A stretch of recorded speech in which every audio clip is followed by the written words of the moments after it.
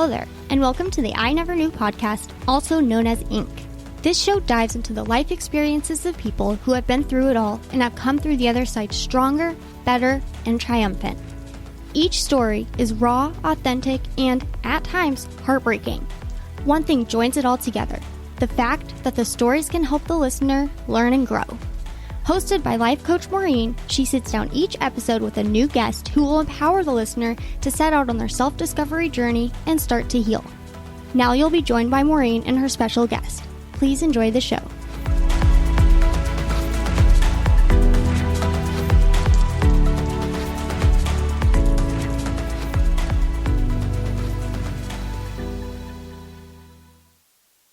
Hello, everyone, and welcome to today's episode of I Never Knew But My Dog Did podcast.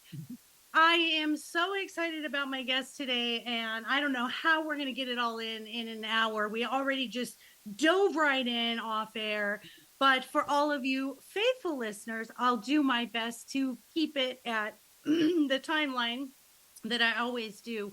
But what's fun, I'm going to just say this before I dive into who she is. She gives me her story, and I'm already hooked because of the commonalities that we share. But the funnest part was when she said, "Oh, and by the way, I have a cute puppy." So I was in already, and you had me a puppy. So today, guys, I want to introduce you to my guest, Erin Riley. Erin Riley is so interesting, and she's got so many different experiences and nuggets of wisdom, and she has beautiful blue hair, which she said, "I'm 64 and I love my blue hair."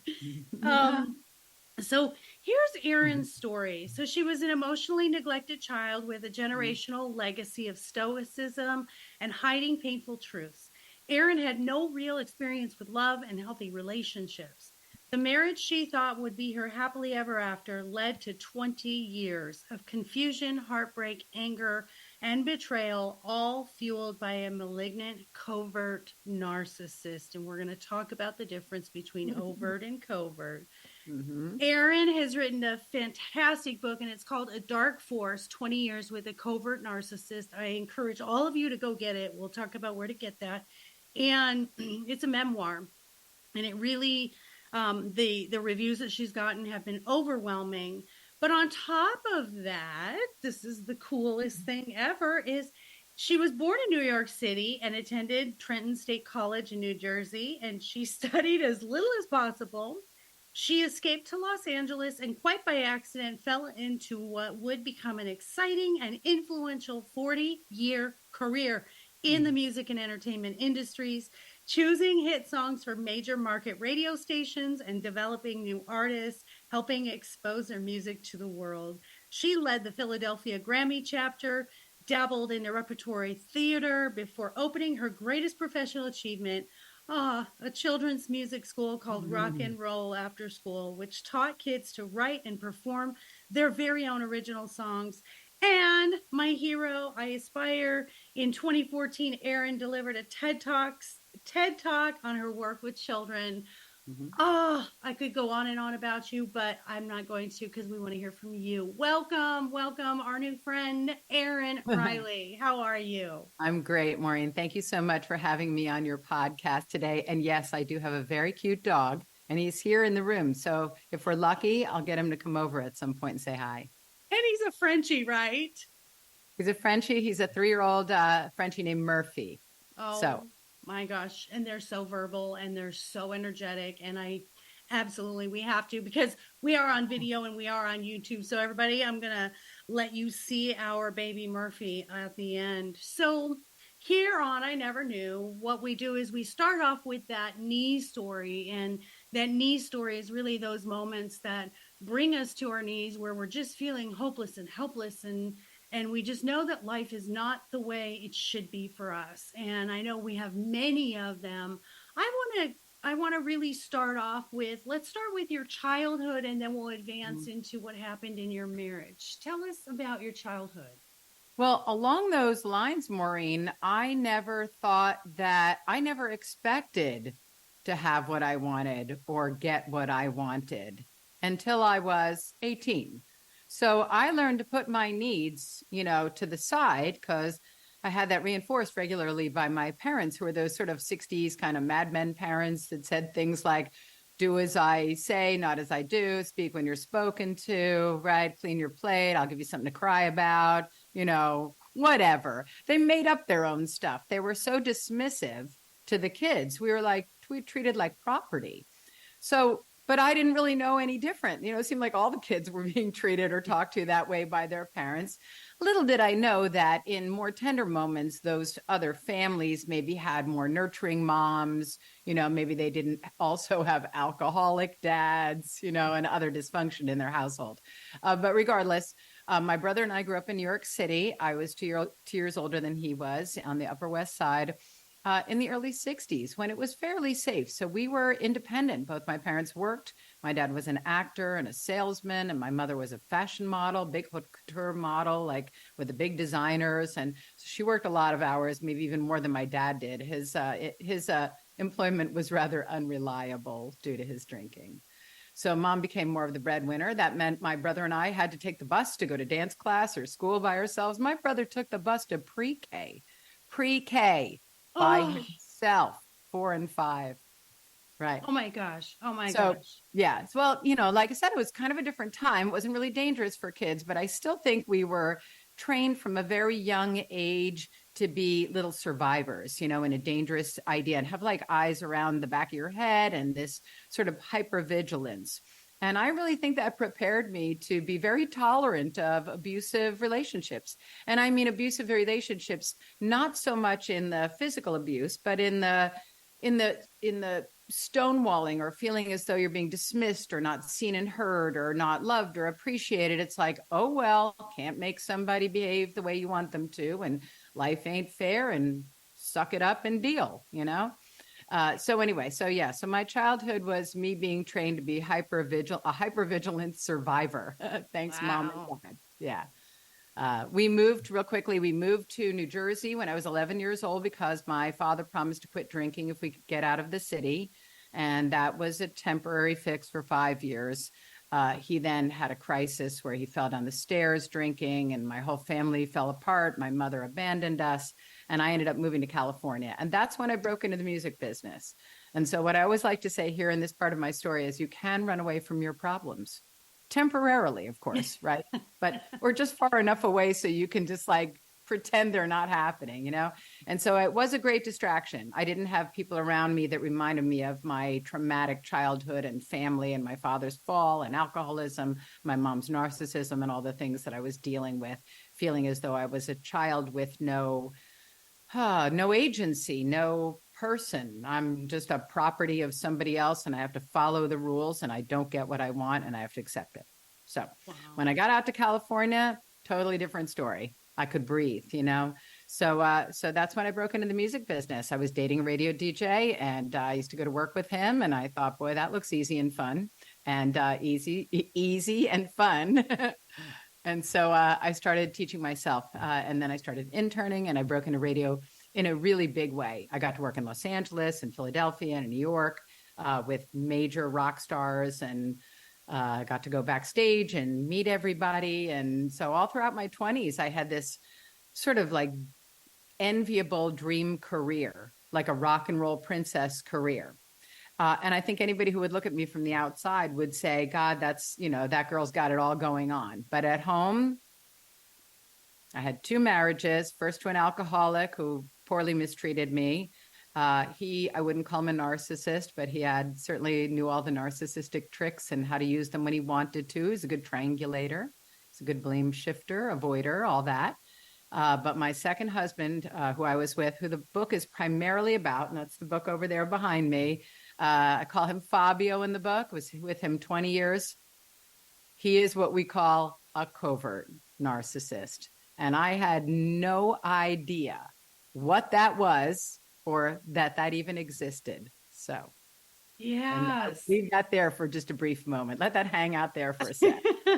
I love all of that so much, and I aim always to ask the questions that the listeners are sitting at home right now or in their cars going, ask her this.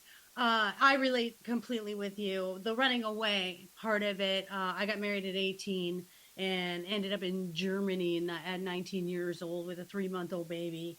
Um, you're correct. I grew up. I'm a little bit younger, just by 10 or 11 years. And we were the unsupervised generation, is what they call us, Right. the Gen Latchkey. Xers. Yeah, and Mm-hmm. I remember being gone. We didn't have cell phones or anything to track us. We would be gone. And in the Arizona heat, 115 degrees, we were outside for 8 hours, drinking out of the hose. And um, I find it so interesting how your father and your mother were so ambitious in their careers, and yet their child rearing, or that it wasn't because they wanted to do this for their family. It was really, it sounds like, um, that they had some narcissistic traits there as Mm-hmm. well, where it was just really about them and they didn't do the nurturing.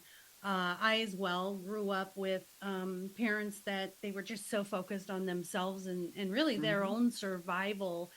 And we talked about off air how we somehow attracted these people, these covert or overt narcissists. And I'm with you on the covert. They're the scariest because you don't know, and then you internalize.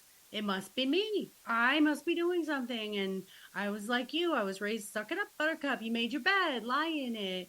So let's talk about the covert narcissist and some of those traits and red flags that you talk about in your book, on how to sort of at the early stages, hopefully we can help somebody else recognize. Well, let me see how best to put that together. Like, I think I want to start with the fact that all narcissists, covert or overt, do not really feel emotions. All right. So the empathy emotions, the love emotions, the empathy emotions, the sad emotions, too scary for them to go there, maybe, but those things are locked away. So they have to also get their needs met, like all people do, right? So they find more coercive ways of getting their needs met. They're also usually deeply self-loathing and have a good degree of shame about themselves too. But the big confusion for real narcissists, people with NPD, narcissistic personality disorders, they can't feel those feelings. So therefore, they have to pretend they feel them. They see that other people are different than they are, and that people are crying and hugging and kissing in a more empathetic and intimate way, right? So they have learned how to fool you so they can get their needs met. Now, maybe that started back when they were little infant babies. Maybe they had like an early caregiver that was not warm to them or available to them, and so they had to get their needs met more coercively, and maybe that developed over time. Nobody knows exactly where narcissism comes from, whether it's, in utero, whether it's, nurtured by the early caregiving, or even just parenting, where parents tell kids that they're special or better than other people, or, something like that. Well, it can be, it can be just a wicked combination of those types of influences on a person, and then maybe a traumatic break, or a trauma, a family trauma. In Fabio's case, his father died of pancreatic cancer. So he was very different as a young boy. You can see it in all the family videos. He looks disconnected from others. He doesn't play with other kids the way his siblings are. He's kind of a loner, right? He seems annoyed if his parents try to touch him. He's like, get off me, right? So he looks different than the other kids, even when he's little. Now, where did that start? When he was 6 months old, 3 months old? I don't know. Like, he's a little different. So, but you can sort of see it. And then when his father died, when he was a teenager, after suffering other traumas, I think finding out from the teenage girls, you're not special. Like, he's not the big man on campus. So when the real world comes in and goes, you're not better than other people, and then his father died, he snapped. And so that disconnect in him, you could see it in his eyes. In my relationship with him, he would dissociate when he was really angry, and you could see him go right back to wherever his biggest trauma was as a teenager. It's confusing, I would imagine, for them, because they don't understand like what's happening and how to deal with situations. So like I said, they develop coping skills, and they're cruel usually. And I want to say the way that they approach every interaction with a person is transactional and intentional. So that's hard to unpack when you think about a relationship with a person, that every single interaction from the day they meet you is intentional and is transactional, has to have a benefit to them. And that's because they can't feel. They can't feel. Like, we let our feelings override our better judgment all the time, right? Yes. Yeah. Yes. They don't have that. They don't have that confusion. They know what they want, and they figure out how to mimic you or mirror you, or just match up with all the little holes in your childhood that you want filled up, that make you feel seen and heard and loved and appreciated. And then once they've got you locked up, their behavior changes. They see that you're a human being. Perhaps you ask them to put the toilet seat down or something, rake the leaves, anything. And suddenly you're criticizing them, and you're not perfect. You're not going to fix the problem that they have, right? So now they have to devalue you and start to punish you, right? Because what they're doing is projecting their self-loathing upon you, right? Yeah. Awful. So anyway, it's an awful existence for somebody who gets sucked up into one of these relationships. And it's easy to get sucked up because everybody has little triggers from their childhood and little sensitivities. Everybody has little hurts from their childhood. And a narcissist can see that vulnerability in you and just go for the jugular. And they do it in the most charming way possible, whether they are overt or covert. And once they get you, then it's that whole cycle of abuse. It's that, devalue, discard, hoovering, trying to get you back just to keep you in this cycle. And they find it kind of thrilling. Like, that actually almost makes them feel abusing you. Like, if they can't have that other good feeling, they feel powerful for making you feel smaller. So, wow. Oh my gosh. Existence. It's very bad. All of that is so good. And I wrote down some words that really resonated with me, and it was coercive, transactional, and intentional. And the interesting thing is in my case, and in many cases where you meet a narcissist, the beginning stages is the love bombing. And this is where they are so good at studying you. They literally study you to hone in and remember those things that you need that will get them what they need. And remember, listeners, it's what they want in the end is to get what they need. They do not care who they hurt, what happens. It's all about getting some satisfaction, because their self-esteem is so low that the only satisfaction they get is by really manipulating and doing these things that most of us who have feelings, who are empathetic, who care about others, and we're self-aware, we don't do that to others, and we wouldn't do that to others. And so I love everything that you said. So that love bombing is when you meet someone, and I hear women all the time as a relationship coach that people will say, he knows things or says things that nobody's ever said to me before, or he just gets me. Yeah, because he studied you and he's figured out how he can put that line out there, hook you, and keep you in. And like you said, it's a cycle. When you start figuring them out, for me, my biggest emotion is guilt. And whether it's my children, whether it's whatever, I was raised by a Irish Catholic mother, and that was the thing, is guilt is a big thing, shaming you and guilting you. And so the narcissist in my life knew how to do that. And so that cycle was like, nobody else is going to take care of me. Nobody else cares. And my guilt is what kept me in that cycle. What do you think kept you in that relationship for that long? We talked about, it's not that you're not intelligent. It has nothing to do with intelligence, listeners. It's, we all have a void that we look to be filled. What do you think kept you in your relationship, Erin? I come at codependent behavior, which is something just to look up. There's another whole bunch of stuff to learn A lot of times coverts and covert narcissists and codependents end up together. But I'm coming from a slightly different place. I think because my impression of myself is that I was strong. I thought that I was Mother Teresa. I could fix him. I could change him. I could make him happier. There were so many things I liked about him. So let me just say that, he was tall, he was attractive, he liked the warm weather and the beach. He could fix anything that was broken. He was like MacGyver, not just build me a kitchen. He could just fix anything that was broken in the house. He changed the oil in the cars. He did everything for me. He would get up on the roof with like one of those things in the chimney, like a chimney sweep. Everybody else hires a chimney sweep. Not my husband. My husband's on the roof. And all the girls in the neighborhood are like, oh, you're so lucky. He's such a man and all the.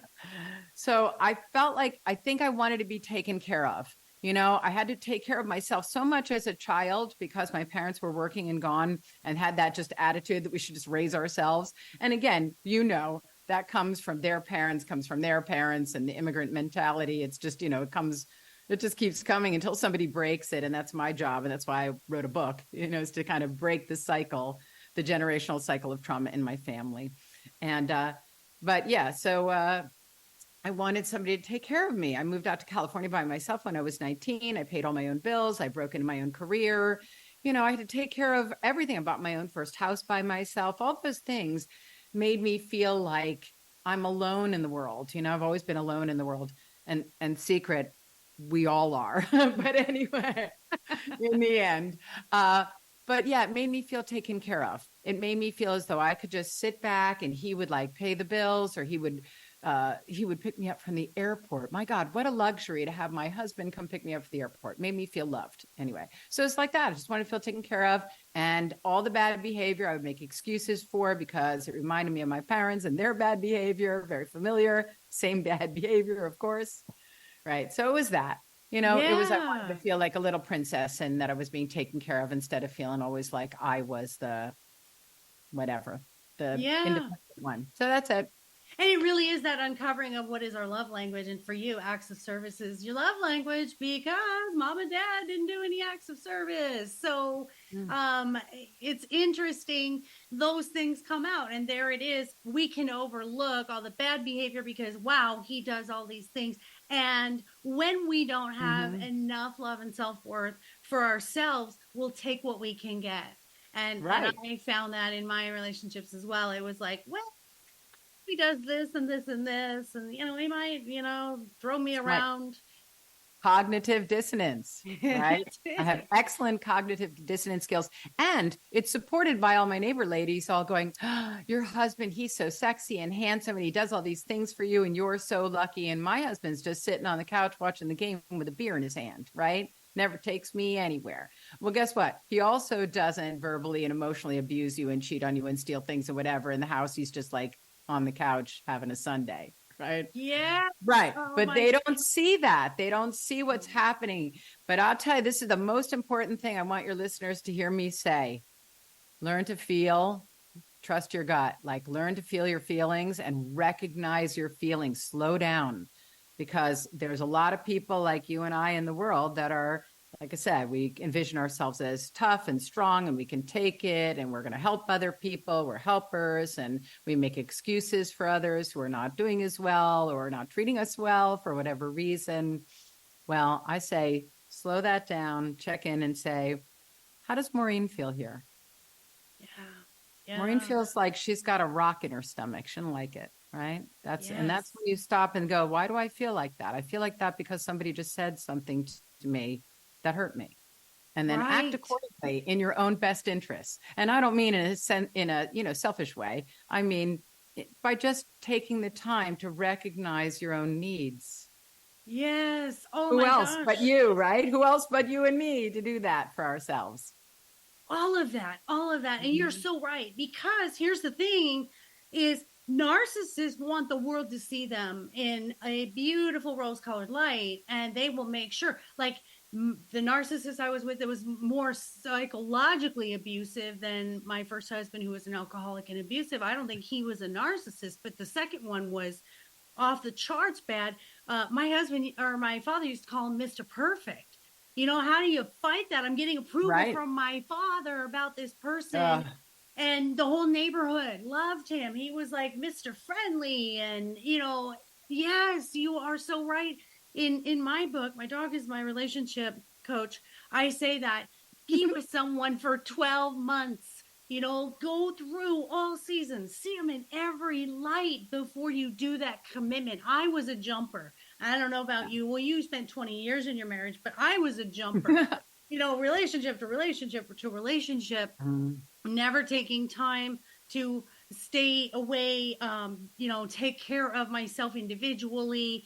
And it was bad. I'd move them in, and then we were right back at square one with one or one that looked like him. I'd say, if you don't heal yourself, and you don't, what I say, my mantra and what I speak on is, if you don't become your own best friend, meaning what would you advise your best friend to do?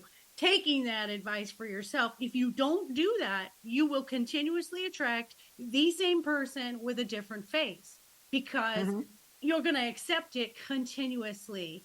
Now, after you were able to finally realize this is what you're dealing with, and it took you 20 years, how was the process of getting out of it?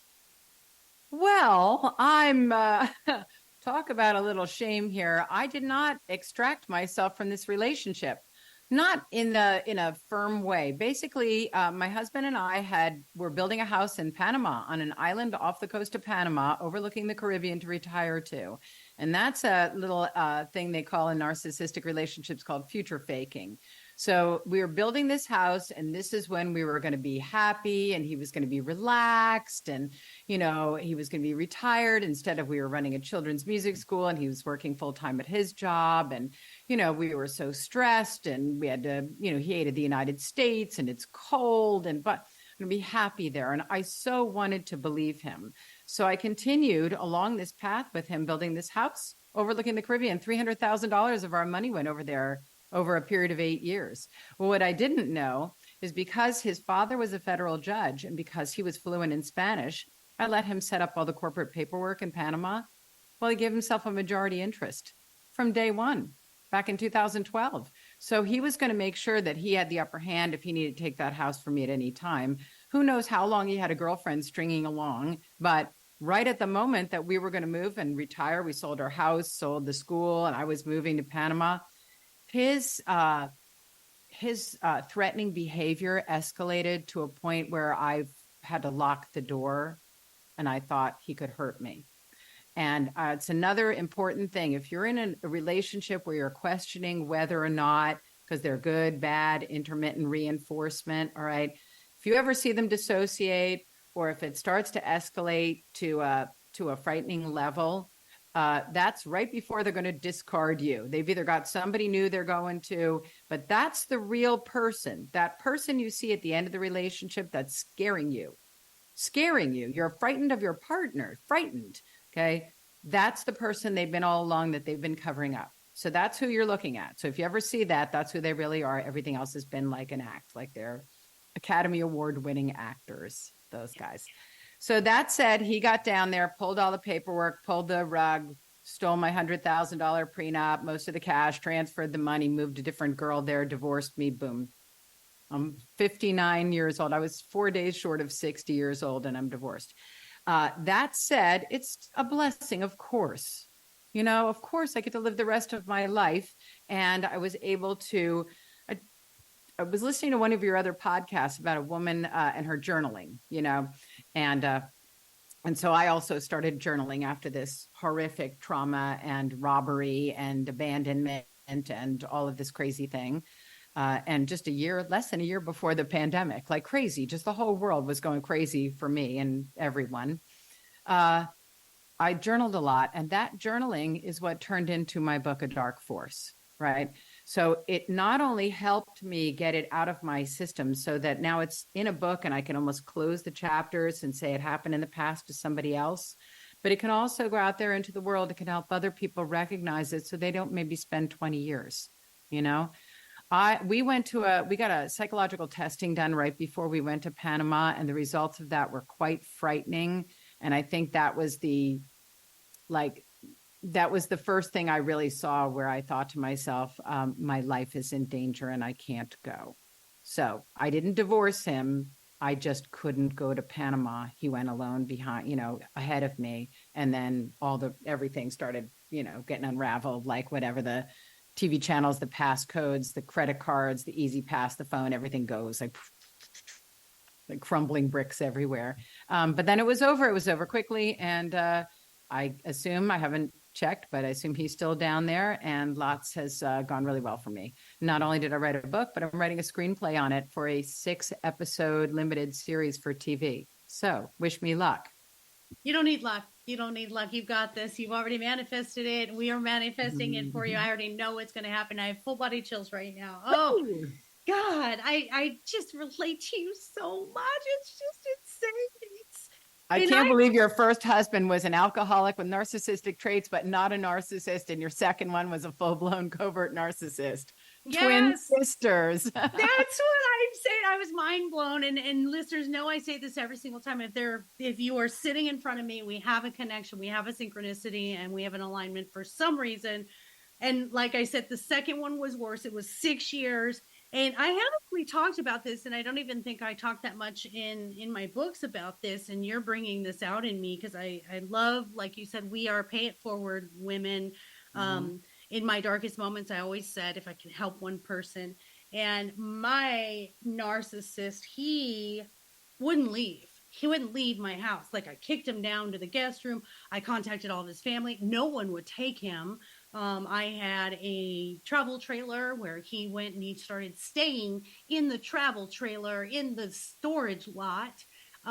He wouldn't give back the trailer after I finally was like, oh God, he's gone. One night, and this is crazy. This is, you look back at these things and you go, how did I? I'm so sweet. How did I do this? One night I was at dinner with my sister and I was getting, he was one of these where he would text 50 times if I wasn't in his sight. I ended up being just a prisoner in the four walls. He would quit his job, lose his job, blame someone for losing his job. And I remember I was with my sister at dinner and it was blowing up. And he kept saying, when are you coming home? When are you coming home? And my daughter had called me or texted. No, I think she called me and said, what's going on? He said he's in a suit and he wants to take you for a walk around the lake. And when you talked about when you're in fear, you're getting pushed in. Yeah. Oh, that was the moment. I'm like, all I could picture, I'm a true crime junkie, of course. And all I could picture is I'm going to die. I'm going to be dead. They're going to find me in the lake. And I come home, I lock myself in my bedroom door and my balcony oversaw the backyard and he's pacing and crazy drunk and just losing it. And I finally called his father and said, you better come now because I'm calling the police. Because I finally had a reason, like disorderly conduct, whatever it was. And his father came, removed him. He thought he was going to get to come back. And that was my out. I was like, he's physically gone. I have a standby for the police to get his things. Under the police nose at the standby, he leaves a 7-page letter. He sabotaged everything, which I love that you were saying that he canceled my cable. He disconnected the gas from my barbecue, could have killed us. The garbage disposal, he went around and sabotaged everything. And then he would contact me and say, do you need help with anything around the house? And my harassment from him got so bad that he did end up going to prison for 90 days for aggravated harassment. I had over 350 phone calls, texts, and contact in 1 month. So doesn't it suck that it takes that much? Just real quickly, did you see the TV special that was on Netflix called Made with Margaret Qualley and Andy McDowell? Do you know what I'm talking about? No, I don't. Well, just real quick, write it down. Made on Netflix. And Andy McDowell and her daughter, who's a fine actress, her name is Margaret Qualley. And it's a woman that's in an abusive relationship that's both verbal and physical. But her husband will throw a glass next to her face, right? So this girl can't get herself taken care of by the system or get herself any protection for her and her daughter. And every time somebody says, why don't you call the cops? She says, And tell them what? He didn't hit me. Right. Right. So it's even in TV already. And I just think there needs to be more of those, that awareness brought forth, because things need to change. And listen, things do change, but they change slowly. And I don't think people have realized, like covert narcissism is really an epidemic. And I think becoming worse between social media and the way that people hide behind false profiles and just fake lives. And also this everybody gets a trophy way of raising kids now, where our parents who they sort of flip that inside out and say, instead of ignoring the kids, we're going to put all the focus on the kids. Right. Yes. So I think that's raising narcissists. So we have some real problems. And I think all you can do is, like I said, right in the beginning, you're on your own, kid. Like Taylor Swift says, you're on your own, kid. So learn to protect yourself. Yeah, there's definitely not Educate enough yourself. accountability today. And that's what we can speak to, especially since you had a school for children. You can see it starts in childhood. All of this stuff starts in childhood. And really making our children accountable, letting them experience failure. Let all of those things that you're supposed to experience, let them feel the feel. Stop protecting these children and putting a pillow under them, because they're going to have to learn at some point, or they're going to cope with other methods, whether it's addictions or whether it's narcissism or whether it's whatever. It starts in childhood. It really, really does. And like Always you said, does. we don't know if it's nature or nurture, but I can say this, guys, listeners, narcissism is not a mental health disorder. Okay. This is a personality disorder. And the only way for someone to overcome it is A, recognizing they are one, and B, seeking cognitive behavioral health therapy to change the behavior. Well, guess what? Only 5% of any narcissist in the world ever seeks treatment, because they don't see it. They don't recognize it. It's so deep rooted in, I need to survive. I need to get what I need by any means necessary. So it's the extreme side of, as my lovely guest Erin said, hypervigilant survivor. It's actually the extreme side where I'm going to do whatever it takes, and I don't care about anyone else. I have no feelings about that. Right. That's the thing. No matter how much training they get, it's still training. Like anybody who understands anything about autism, understand that autism exists on the spectrum. There's all kinds of levels of autistic ways that autism can present itself, from very high functioning to very low functioning. Well, narcissism is the same. You and I have a degree of what they call healthy narcissism, to be able to even be seen here on camera and think people want to listen to what we have to say, right? So, right. So there's a healthy level of narcissism for everybody. There's just a point along that scale where it becomes at a disordered level, and that is where they really just can't feel. So no matter what you're teaching them about what's important in interactions with other people, they are learning it the same way an actor would learn their lines. When an autistic child would learn how to shake somebody's hand, it wouldn't be because somebody reached their hand out and they automatically understood by inference to copy that. It would be that their teacher said, when somebody does this, you stick your hand out, right? So they can be taught just like an autistic person can. But I don't think they're ever going to heal in a real meaningful way to be a real viable, intimate love partner. Yes. Oh, what a beautiful analogy you just gave. You're absolutely right. It's sad. That's the part that makes me sad. It really does. Like, I honestly still feel sorry for my ex-husband, not a lot because of all the stuff he pulled. But I feel sorry that he lives in that kind of a prison where he's not genuinely happy or can be genuinely vulnerable with somebody. That's really just heartbreaking. And it's not just, I'm a guy, so I got to be tough. It's a lot deeper than that. I just think of how empty that life must be, because for me, I crave genuine, deep connections. I can't even do superficial small talk. Like, I have a very small circle because I need such a deep connection. And I can't imagine going through that life and never having that deep connection, even if it's your parents and your sisters or siblings. Or they can't feel. Yeah. Right? They can't feel. You feel that connection, right? When you're talking to somebody, you're like, you feel that energy transferring back and forth between you of connection, right? That's what makes people, anyway, they don't got it. They don't got it. It's all acting. I can't Anyway, even, it's like, being blind and you trying to tell me the color red. It's just, I can't imagine it because you got it. this is so fulfilling to me to have these discussions and to coach people and to really change lives and feel there's this meaningful purpose and fulfillment in what we're doing. And I can't imagine going 80 years of just not feeling it. And it makes me sad too. It makes me sad for them because they're going to have to do it over. And what's interesting is I had a guest who was a self-proclaimed recovered narcissist. And it was so rare, as you know, Erin, that was so rare that I just jumped right on it. And I said, oh my gosh, tell me everything. I wanted to pick his brain like a science experiment, like, because that doesn't happen. And he really, really uncovered why he did it and where the healing was necessary. And that's the only time I've ever really heard of anyone that was in NPD say, I now do something different, or I now realize what I had done. So it's possible, rare, but possible, right? Yeah. There are a few, and you can find them on YouTube and on TikTok, some what they call self-aware narcissists, and they'll talk to you. I don't know how many consider themselves healed, but I know that they are, the ones that I've seen are self-aware, and they can tell you what their thought process is as they are introduced to a situation. Right. So you can learn a lot from them telling you their own secrets of how they perceive and choose people and, select a person, target and select a person.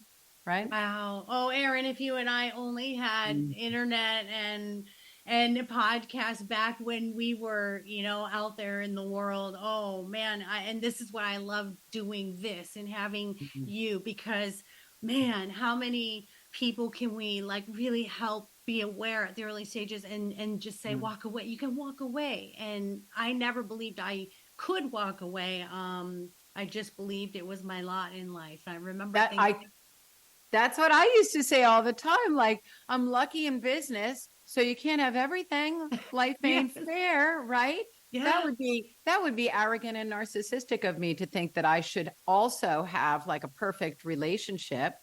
Honestly, I would have traded a better relationship for a lesser career. I think anybody would have done that almost. But yeah, I used to think it was my lot in life and that I was unlucky in love because my parents didn't have a good marriage, So I just have to accept that. That's not something I'm good at. So we'll focus on the things that are good, right? Yeah. So yeah. I think another important thing I just want to mention is that so we want to help people prevent people from getting into these relationships by, learning about love bombing and mirroring and these things we're talking about. But I also want to just address some of the people like you and me who've been through these relationships for long periods of time and lost decades of our lives, right?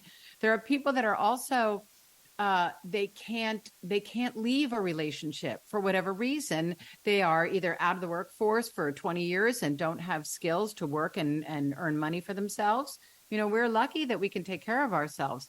Or maybe they have an illness. There are people with an illness that can't get away. And there are things you can learn to protect yourself, even if you're stuck in one of these types of relationships or your boss is narcissistic and you're trapped. There is gray rocking and there's so many resources on YouTube and online. So like you were saying, your podcast, other podcasts, Dr. Romani, lots of people that are so helpful to help you understand this stuff. So you can figure out how to evaluate the people in your life. Is this person a good choice for me? Right? Yeah. I've lost half of my friends. I'll be honest with you, because I had to recognize that some of my friends were also similar to my husband. And that's my choice and my tolerance of it, et cetera, et cetera. But, I think everybody should write a book about themselves. Not everybody needs to release it, but boy, there's a lot to learn. I had no idea that my bigger problem was my mom. I used to always think it was my dad because he's the one with the visible problem. He's the alcoholic. Right? She seems like she's getting stuff done, right? But it were the words that she said and her lack of warmth and nurturing that actually conditioned me to be tolerant of abuse. That is correct. And the most important thing in childhood is that attachment style to your same-sex parents. So you're right. You think, oh, he's the problem. But what we did was we witnessed them, the same-sex parent, and how they encountered the relationship, how they interacted with us, how much love, validation, affirmation, all of those things And I'm an act of service as well, because my mother always provided very, very well. She was unable to verbalize affirmations or say I love you or hugs, no affection. So I'm like you, the service part was like, if you're going to do something for me, you must love me. Because my mother, that's how she showed me love. So I relate so much to you, and you're right. But what's interesting is what I've noticed is, through the coaching, whether it's the dating coaching, the relationship coaching, is when you start building that love for yourself. And, it's a marathon, guys. It's not a sprint. But when you start building that love for yourself, you find that the doors of choice open. And you walk through those doors of choice when you thought you didn't have any opportunity, you didn't think you had a choice. Suddenly these doors open because you believe now that it's possible and that you can do it. And the bravery that comes with it is priceless. And that's what brings that change, and you being able to get out of that and to learn to really value your worth and be your own best friend, right? Yep, absolutely. Now, in my head, I'm a little different in one, from many people, because I think most people absolutely will identify with exactly what you've said. I didn't not love myself, right? But I thought that self-sacrifice made me an even better person. I'm like even more evolved because I can do without. I'm a good martyr kind of a thing. But, when they say actions speak louder than words, my actions against myself by allowing abuse is the not loving myself, right? Like I am not sticking up for myself. And that's sort of the practical application for, I thought I was a nice person, good person, helpful, talented, kind and hardworking. I thought I had a lot of good qualities. I didn't think I was deserving of abuse or, didn't deserve a good relationship. I just thought more like you. Oh, well, I guess that's my lot in life, right? Yes. Not. And I'm 64 and it's never too late to have this happy life. Should I bring Murphy up now? I think that's right. I think that's Murphy's on cue. Murphy, are you here? Come here. Hold on baby. a second. Okay. Oh my gosh. Puppy. He's probably half asleep and does not want to say hi, but here he is. Oh there's my Murphy. goodness, Murphy. So who needs a narcissistic husband when you can have a Murphy? Oh my God. Isn't he something? Sweet baby. You guys, oh my God. You have to see this podcast on YouTube because, the baby. I love all of that. Yeah. And that's in fact what really was the catalyst for change, as my listeners know, everybody that knows my story, was doing the journaling, sitting at home finally. And I'm going to say it. And you know what? If you don't like cursing, then plug your ears. But I needed to be so tired of my shit that I had to make some change. And by finally not being in a relationship, I sat at home boo-hooing, what's wrong with me? I'm the constant in this. And I journaled just like you said. And man, did that feel good. And in the meantime, my dogs are sitting on that bed with me, licking my tears, watching me boo-hoo. And the moment of realization that I didn't love myself unconditionally the way they loved me was that catalyst that changed everything. That's why the podcast is I Never Knew What My Dog Did, because they knew I was lovable and they waited for me to figure that out. That's really beautiful. I just love that. I love it. Wonderful. Nothing like dogs, man. I mean, I love all pets and I've had all pets, but dogs are just magical. They're just so magical, right? Yeah. They're so magical. Anyway, so yes, I think it's worth it to get out of a long-term relationship. Your health suffers so greatly when you're under that kind of stress. And I had a myriad of health problems that are all completely gone. I even had like a weird little thing, like a patch of eczema on my back that wouldn't go away. That's been gone for 5 years, right? So yeah, I did. You don't even realize it, right? So those are important things. As you get older, your health is more and more fragile. So, keep that in mind. Care for yourself and your body. It's overspill. It's emotional overspill. When your mental health is not well, it overspills. I ended up with cervical cancer. I was walking with a cane at 38 years old with such excruciating back pain. I mean, look at all that trapped energy. And look at you now. Right? Look at you now. You're full of energy. You're flexible. You're beautiful. Jesus, right? I'm sorry. Well, anyway, I didn't mean to take the Lord's name in vain, but yeah, no, it's seriously. crazy. Stress is so much more damaging than anybody could possibly believe. Yeah. So yeah, you don't even realize it because it comes on so slowly when you're in these sort of subtle abusive situations. And when I say abusive, these are people who are dismissive to you, where you say something and they kind of shut you down, or they don't answer you for a while, or they say something passive aggressive or whatever it is. It doesn't seem like it's that bad. They're not screaming and yelling and throwing things and hitting you. But the long-term, chronic effect of that devaluation will destroy your wellness, your being, right? So save yourself. Always save yourself. It's erosion. It just chips away little by little, guys. So as we wrap up, God, everything was so fantastic with you. I want to know where we can find you, and then I'm going to ask you a fun little question, because our conversations are always so deep. I like to leave on a high note. So tell us where we can find you. What's your website? Where's your book available? Tell us where we can reach out to the fabulous Miss Erin Riley. Thank you so much, Maureen. I am really everywhere you would look. I'm everywhere. So I have a website, adarkforce.com. Okay, so you can buy my book there. You can buy autographed copies of the book. And also, just for those of you with a little sense of humor, voodoo dolls, just in case. Everybody needs one. So that's my website, but the book is available everywhere. So Amazon.com, it's available on BarnesandNoble.com. You can order it in a bookstore. It's in some libraries. It's everywhere. I've got an ebook, like whatever they call that, Kindle book. I have a paperback book, and I did my own audiobook, and I read it. And I found out that only 10% of authors read their own audiobooks. And let me tell you, that's the hardest thing I ever did. Reliving it. And fighting, again, and re-going through all that stuff. It was very hard. But the audiobook's doing really well. So I think people appreciate hearing the audiobook from the author, from the person it happened to.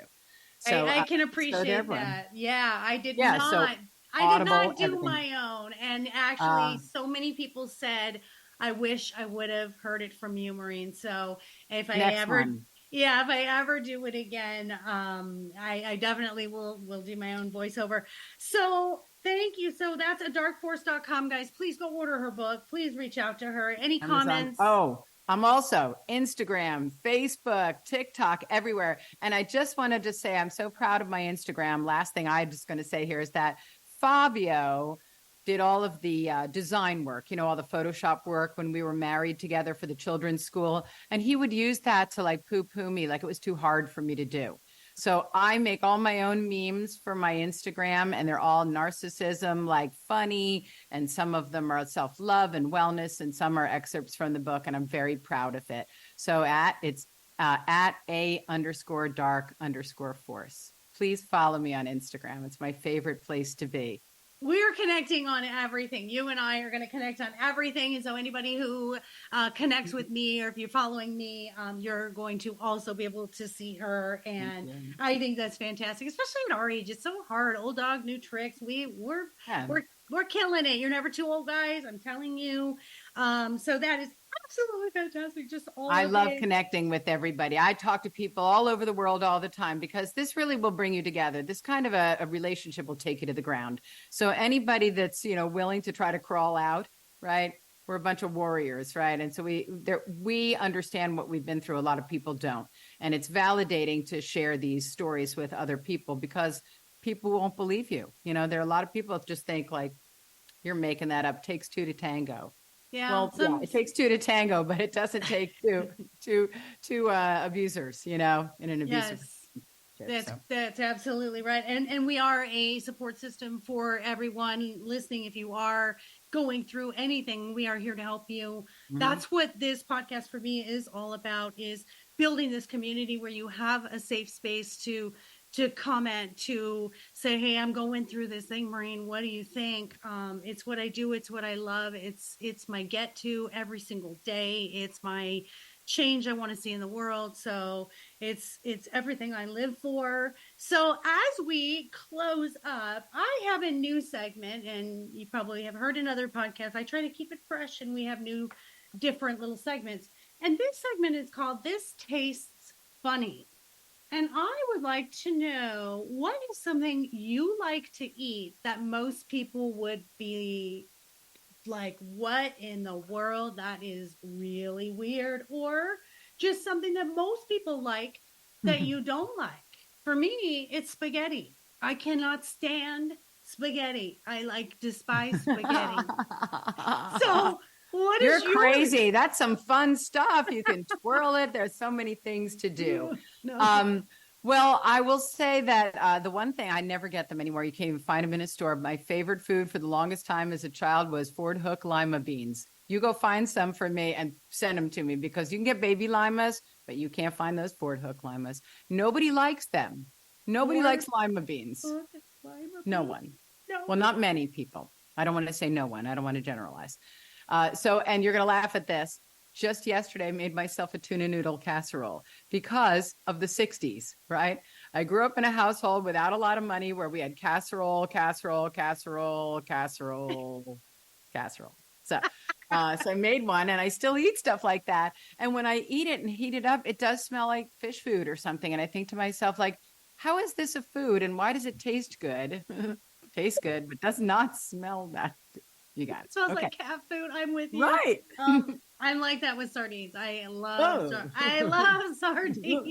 I know. See, isn't this a fun You segment? can have mine. I'll send you the lima beans. But yeah, so that was a good segment. You're the first one with that segment today, and you did it more than justice. Thank you so much for that. So, hey guys, you can always contact us if you can find Ford Hook lima beans. Please let us know. Yes, please. I'll pay double. I'll pay shipping. She's on the hunt. Maybe she'll exchange it for an autograph book. So we love you. We love you all. Thank you for being a guest today, Erin. You are such a joy. Thank you for all those nuggets, for paying it forward, and for your willingness to experience that painful thing in life. But you did it because we want to help others going forward. And we gratefully take on those experiences because we are queens. We are goddesses that could handle it. And look at us now. So listeners, thank you for being here. As always, this week, I appreciate all of you. Thank you for all of the 5-star reviews. I can't tell you how much that helps us. Please do not forget to go also on Amazon, Barnes & Noble, Walmart, Target, Outskirts Press for my books. My dog is more enlightened than I am, and my dog is my relationship coach. And I'm in the process of publishing a children's book right now, because mindfulness starts when we're children, and so I'm hoping to change the next generation. So look for that coming. And also do not forget to go to our dog boutique, mydogiseverything.net, where I make personally in my kitchen homemade healthy treats, only 3 ingredients. No preservatives, no additives, nothing that is harmful to your dog. No xylitol in the peanut butter, none of it. I do all healthy stuff. Plus, we have a lot of Murphy needs definitely some clothing. We have clothing. We have hats. We've got cowboy hats. We've got paw washers. We have anything you need for a puppy. We have it. So again, mydogiseverything.net. All of that stuff is there for you. And I thank you all on this beautiful, beautiful day. Take care. Take care of yourselves. Take care of each other. Most of all, please take care of those furry babies. Until next week, I love you all. Mwah, mwah, mwah, mwah, mwah.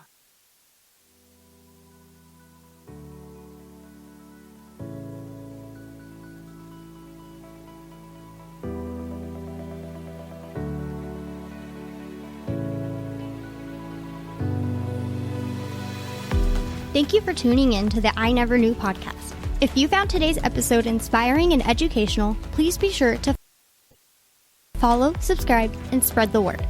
The more people that join the Inc. community, the more it can develop and influence others as we work together for a healthier and brighter future. Until next time.